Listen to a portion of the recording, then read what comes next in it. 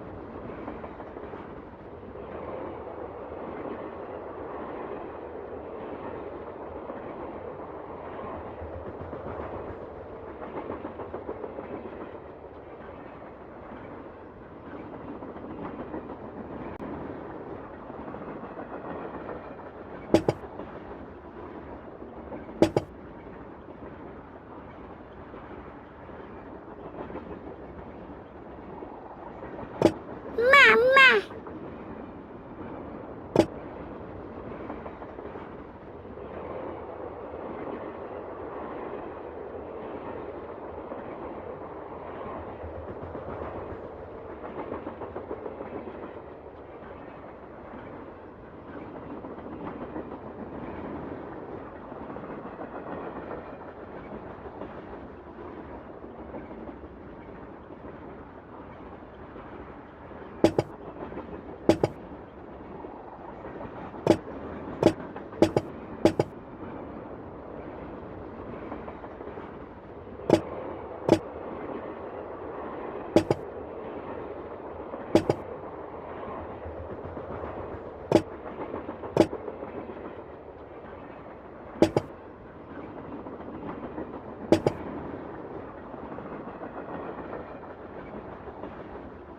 Mama!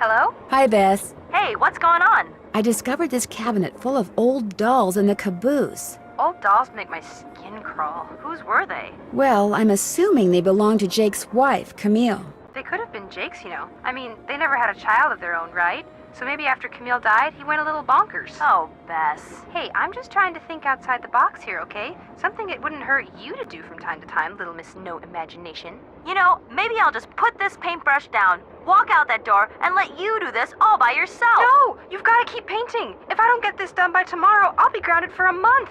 I was just kidding about your imagination. It's wonderful.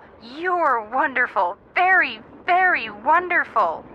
That's more like it. How about a hint? You bet.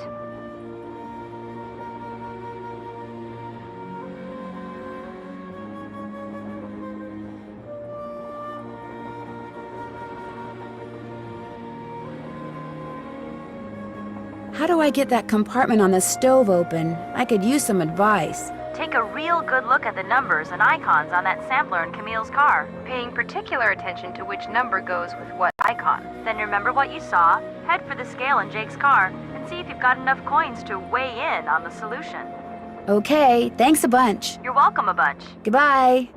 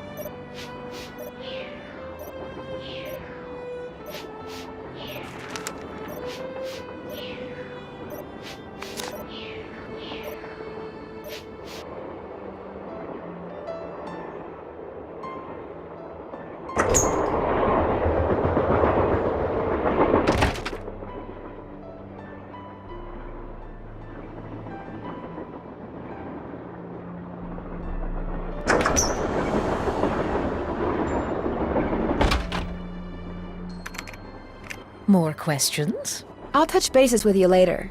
All right, then. Hey, how's it going? See you in a bit. You better. Engineer, this better be Miss Gerard. Well, actually... Forget it.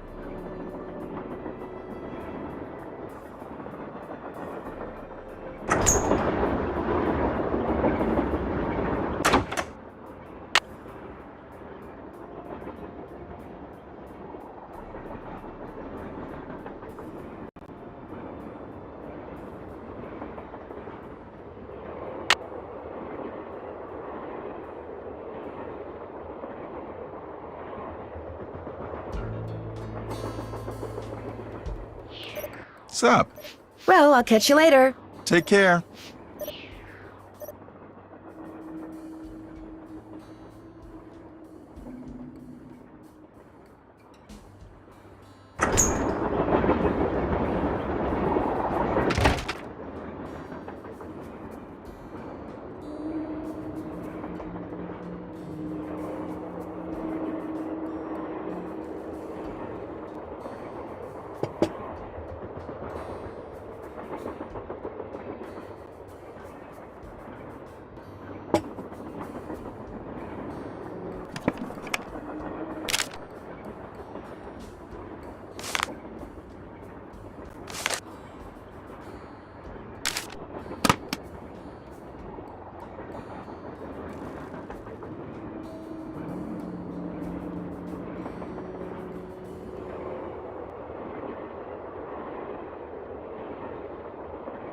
That looks just like the stuff John Gray has his thermometers packed in.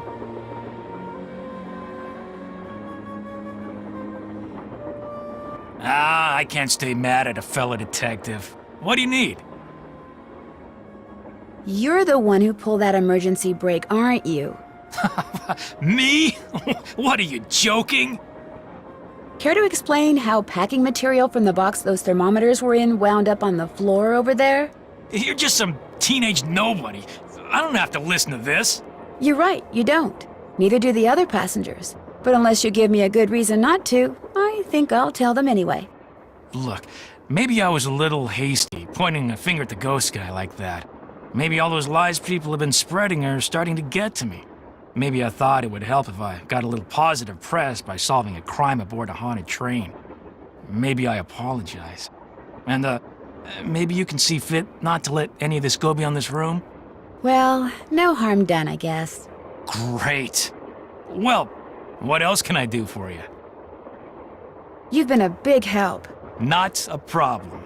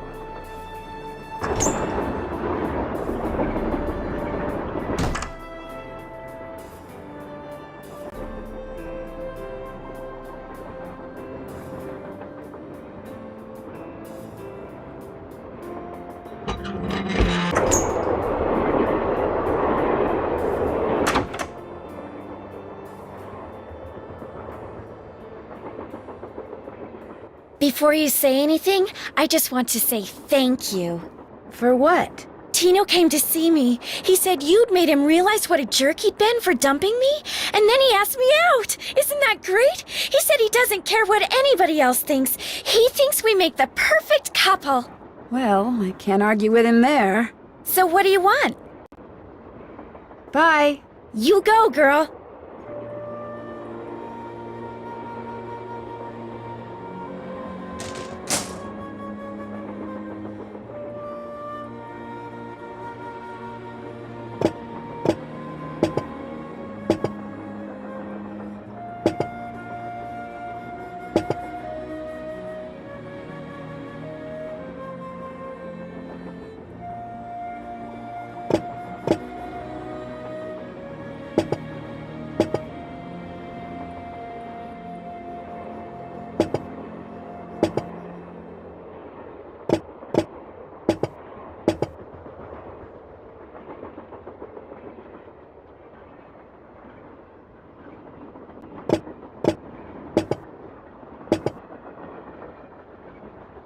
Mama.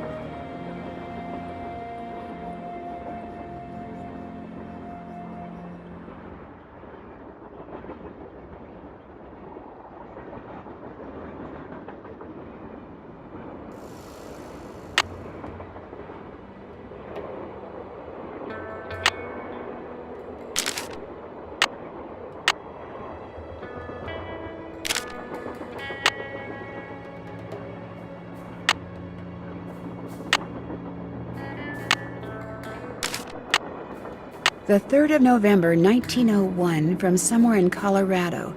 Dear Ruth, I know that we've never met, but now that your father, my estranged brother, is gone, you are my only living relative. I am writing to you to tell you about my mind before I, too, depart this earth, and its location is lost forever. I cannot tell you outright where it is, lest this epistle fall into the wrong hands, but with the information which follows, and with my train, which shall be yours upon my death, I promise that you'll be able to find it. First, you will need a map. To obtain it, know that my travels have taken me all over this great country, to towns which can be difficult to find, to Calico, Silverado, and Central City, to Dodge City, Virginia City, and Tombstone. To locate the mine on the map, you'll need my projector. When it comes to placing the stones, you'll need to ask someone who holds a warm place in my heart. I have stored his name accordingly, but to retrieve his name, you'll have to give the dolls an order. This will require looking inside Camille's dancing shoes for the name of their maker, and wearing the shoes as you perform her favorite step on the dance floor. As for my beloved Camille, she has 4 words for you, words which, when translated into numbers and used in combination, will help power my projector. But alas, she's taken them with her to her grave. So go to Copper Gorge, Colorado and pay your respects, and let some of her goodness rub off on you. I promised Camille that this train would always be her home. In return, she promised to never leave, and indeed she never has. People say I'm crazy, but I've seen her and heard her and feel her presence on the train even today, 20 years after her untimely death. So above all else, my dear niece, let nothing happen to my train. It holds wonderful things. Kindest regards, Jake Hurley.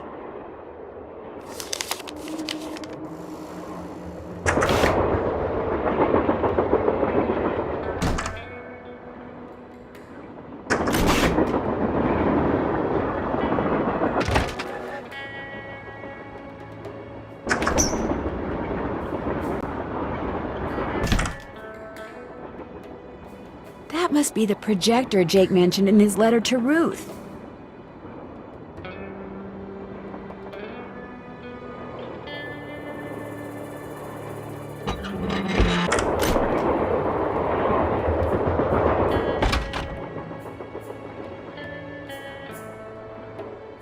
Darn, the name of the shoes is so faded I can't tell what it is. Maybe Bess and George can help me figure out who made them.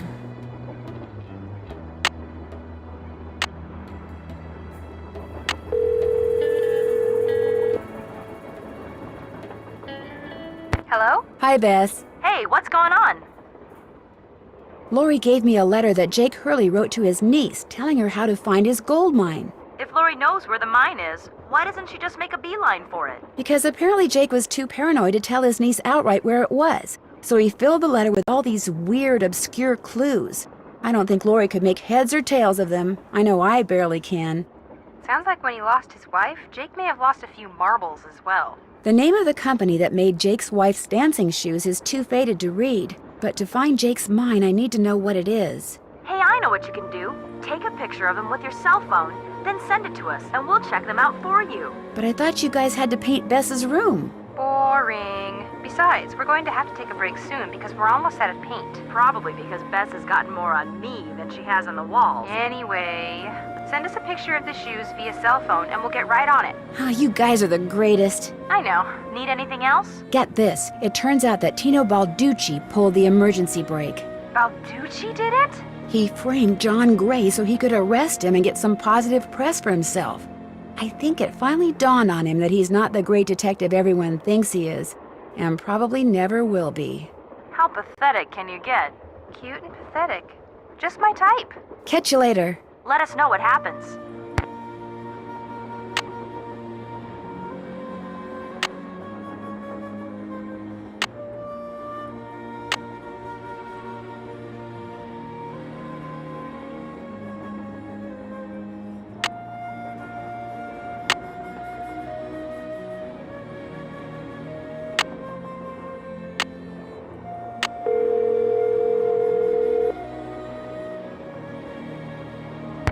Hello? Hey, Bess, it's me. Got the name of those dancing shoes yet? Still working on it. Talk to you soon. Remember, when in doubt, call.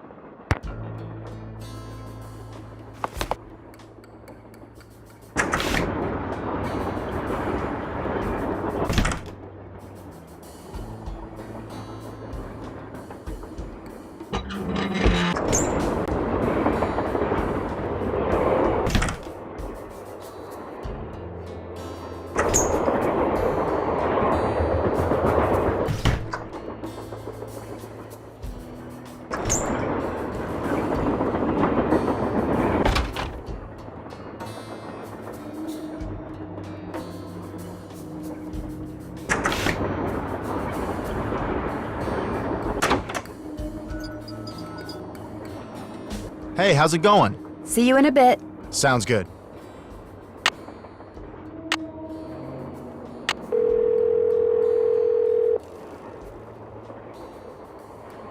Hello? Me again. Just checking to see whether you were able to find out the name of those dancing shoes yet. Your wish is our command. But hang on to your hat.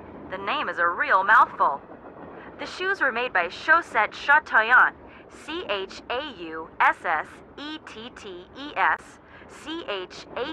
Chatoyantes. That's French for shimmering socks. Apparently, if you were into dancing in the 1870s, that was the company to get your shoes from. Chaussette Chateauyantes. Got it. Thanks, guys. Thanks for letting us help. I better go. Let us know what happens.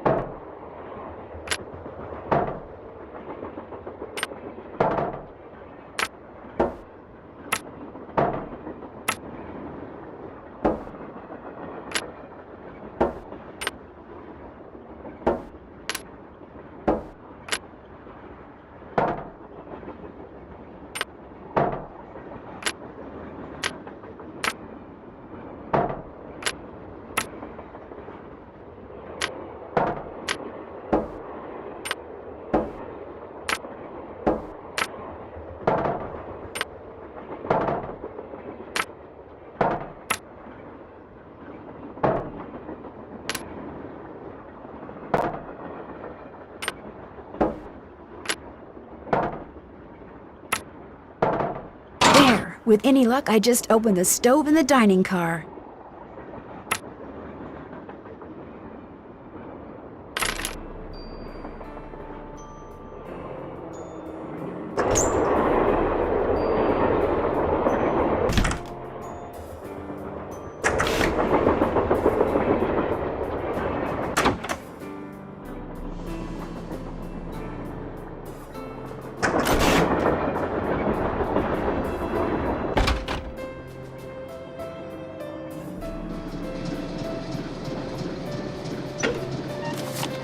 James Thurston.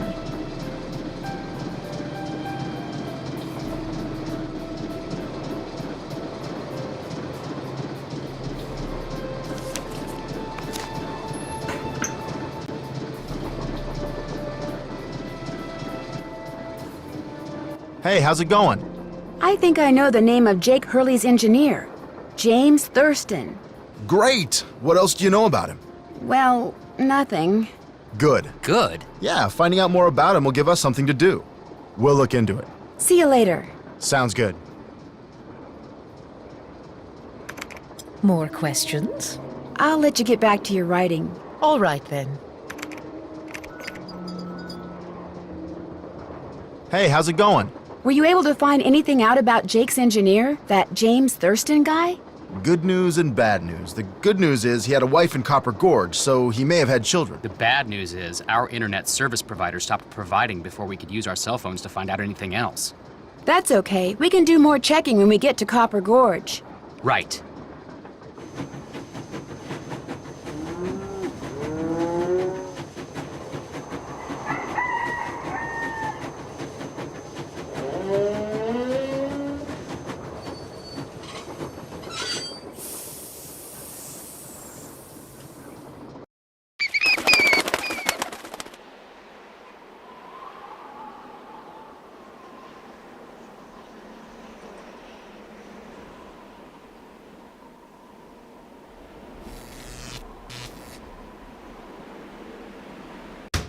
Hey there! Welcome to Buell's Old Time Taffy House. Come on over here. Welcome, stranger. Listen, you by any chance get here on that private train what's parked out yonder? As a matter of fact, yes, I did. There's a rumor going around that Charlena Purcell's on board. Is that true? As a matter of fact, yes, it is. Hot dang if that don't beat all. I've read every single book that gal's ever written. Best writer whatever lived. Did she get off the train too? I don't think so. She's pretty busy. Charlena Purcell herself right here in Copper Gorge, breathing the same air as me. Hot dang! Well, welcome, little missy. Go on in and take a gander at what life was like during the heyday of Copper Gorge whilst you sample some of our delicious homemade saltwater taffy. Sample? As in free sample? Some taffy on a stick'll cost you 2 tokens, which you can get by winning both those games over there. How much does it cost to play them? Well, ain't you the little penny pincher? Fact of the matter is they're free. Unless you go messing with the artifacts I got in here. Do that and you'll be headfirst in the nearest snowdrift before you know what hit you. Where'd all these artifacts come from? Been in the family for years. For centuries, in fact. See, Buell was my great-great-uncle. This building used to be his general store. During the glory days back in the 1880s, he commenced a pawnbrokering. So the miners Copper Gorge was crawling with back then could raise some cash to pay for grub and tools and such. But pretty soon, the mining boom went bust. And there was Uncle Buell, stuck with a whole store full of junk. Only it wasn't junk to him. Debris from lost lives and broken dreams is what he called it. Couldn't bring himself to get rid of it. So he passed it on to his kin. My great-granddaddy's the one who come up with the idea of turning the place into a tourist attraction. Do you by any chance have any of Jake Hurley's things in here? Jake who? Hurley. He was a miner. I think he may have left a lamp and a pickaxe with your great-great-uncle. Never heard of him. Of course, that don't mean his stuff's not here. Just means you're just gonna have to look around and see for yourself. But remember, Susie Q, don't touch. Great talking to you. Ditto, little missy.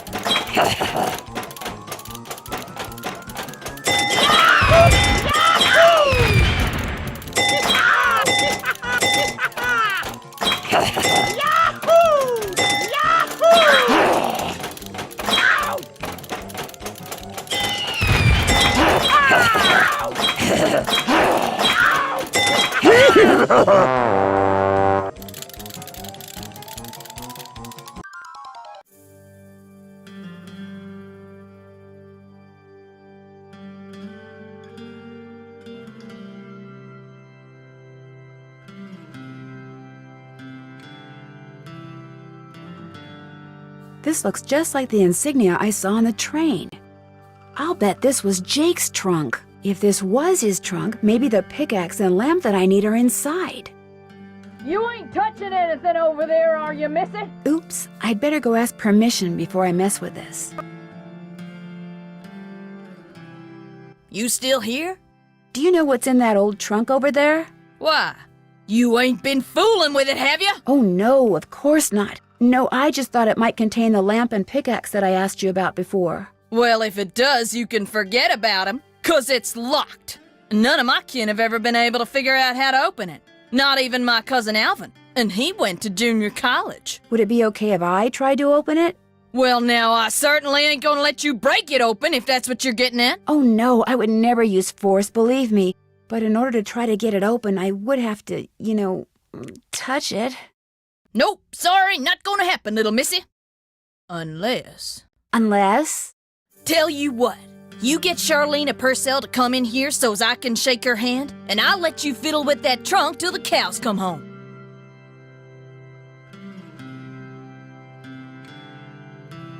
You know what? I've got a better idea. Now, what could be better than me coming face to face with the lady who writes the finest literature this here country's ever seen? Well, that's just it. If you were to just meet her, you'd have nothing to show for it. Afterwards, she'd go her way and you go yours, and that would be it. But if you were to, say, get her autograph, well, then you'd have something to hang on the wall and brag about. Okay, make it so's I can meet her and get her autograph. Oh, but the thing is, she's on a deadline, and if you take her away from her writing, she may fall behind. And if she falls behind, her publisher may pull the plug. And if her publisher pulls the plug, it could ruin her career. Do you really want to risk ruining Charlene Purcell's career? Good heavens, of course not. All right, you just get me Charlene's autograph, and you got a deal. Just make sure she uses my name. I want it real personal-like. You bet. And your name is? Fatima, with an F. None of that weirdo PH stuff. Okay, Fatima. I'll be right back. Something tells me I better not go in there without permission.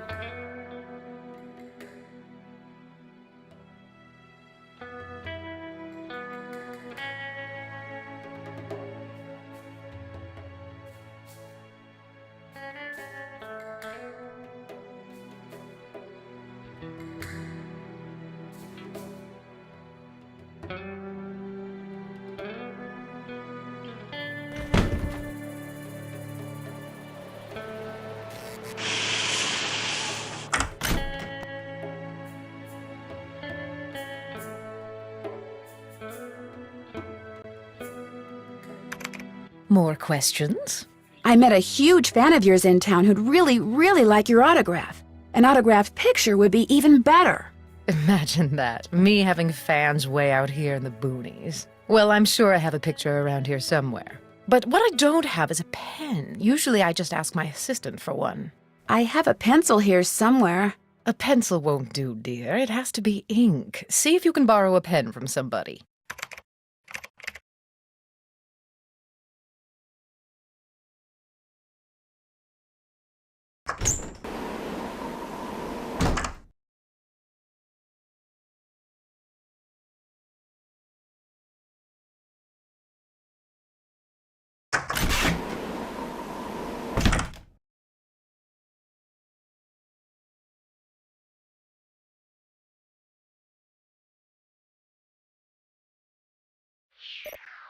What's up?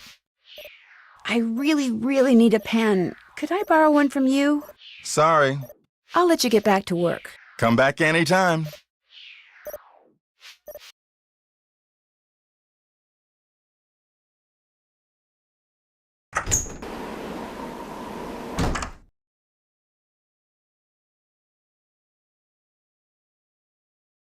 What's going on? Do you by any chance have a pen I could borrow? Why, I'm surprised at you. Don't you know that every detective should carry a pen? Actually, I carry a pencil. Well, as it happens, I got lots of pens. Tell you what, if you can play that Leapin' Lizards game I found over there and do better than I did when I played it, which shouldn't be that hard seeing as how smart you are, I'll give you a pen. What do you say? Sounds good to me. Okay, the object of the game is to get rid of as many lizards as you can by jumping them with other lizards until you can't jump anymore. Last time I played, I wound up with just 5 lizards. If you can wind up with only 4, the pen's yours.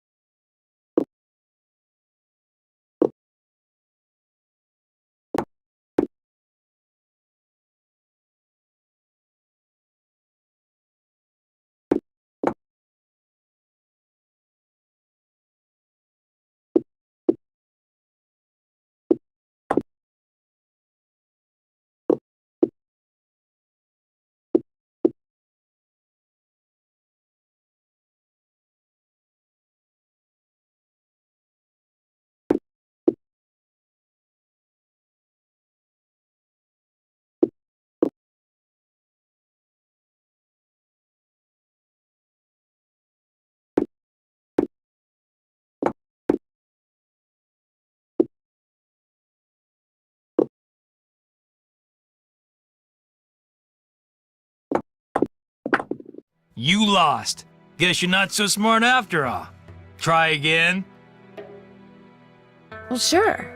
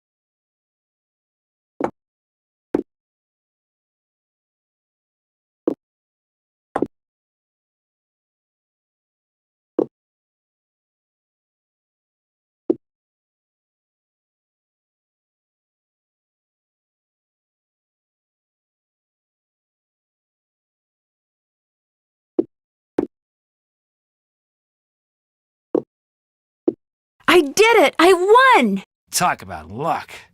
Here's your pen. What else can I do for you? You've been a big help. Helping people is what I'm all about.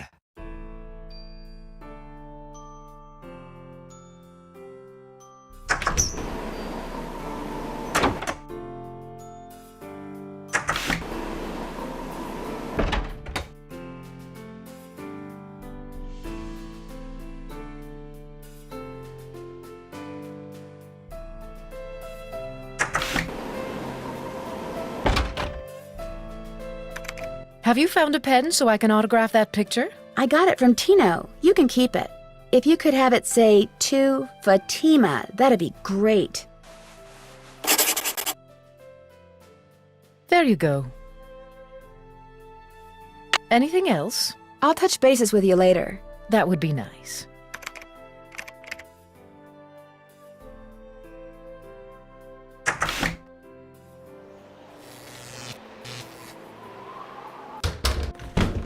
Hey, Nancy. There you are. We've been looking for you. Yeah, you won't believe the lucky break we caught. Lucky break? Hey, that was the result of good old-fashioned detective work. It was the result of your insisting we stop for a cheeseburger. Guys, what's going on?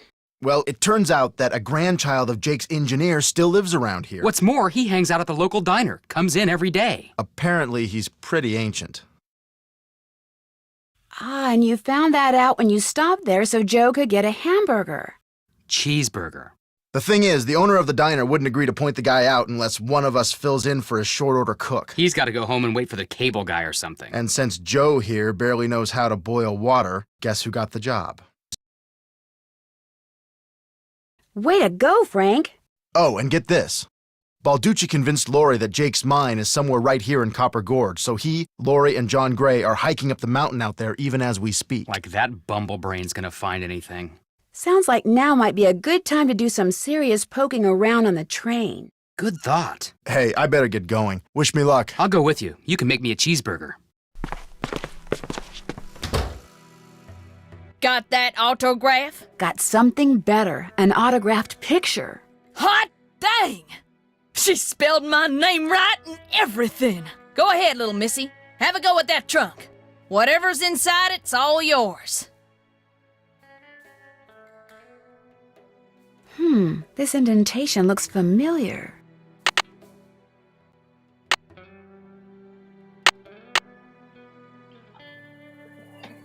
Stay tuned for more Nancy Drew and the last train to Blue Moon Canyon.